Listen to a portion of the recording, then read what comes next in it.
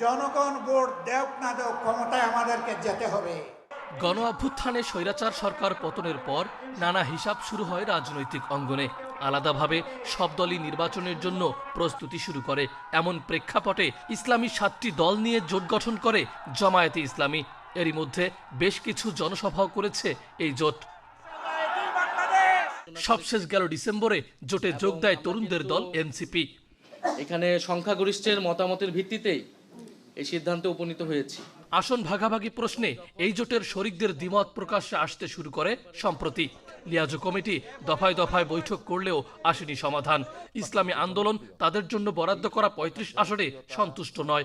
এরই মধ্যে 268 আসনে মনোনয়নপত্র জমা দিয়েছে দলটি। সমঝোতা না হলে এককভাবে নির্বাচন করতে নিচ্ছে প্রস্তুতি। যদি কোনো সমঝোতা না হয় তাহলে আমাদের সামনে তো আর কোনো পথ নাই, আমরা 268 আসনেই নির্বাচন করব। আর যদি সমঝোতা হয় তাহলে আমরা জাতির বৃহত্তর স্বার্থে, দেশের বৃহত্তর স্বার্থে আমরা প্রার্থিতা উইথড্র করব। যদি আমরা নিশ্চিত হই যে কেউ ব্যাকডোর দিয়ে কোনো নতুন পরিকল্পনা করছে না।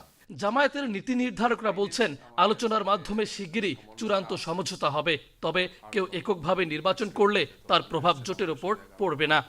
ফাইনালি কোনো সমস্যা ইনশাল্লাহ হবে না। এখন এটা আলোচনার পর্যায়ে আছে, যেহেতু এখন স্ক্রুটিনি চলছে।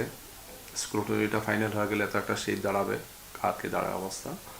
এর ফাঁকে আমরা আলোচনা এগিয়ে যাচ্ছে, একটা ডিসিশনে পৌঁছে যাবো ইনশাল্লাহ। এনসিপি, এবি পার্টি সহ এখন জামায়াতের জোটে দল আছে 11টি। এতে আসন বন্টন নিয়ে জটিলতা আরও বেড়েছে বলেও দাবি শরিকদের।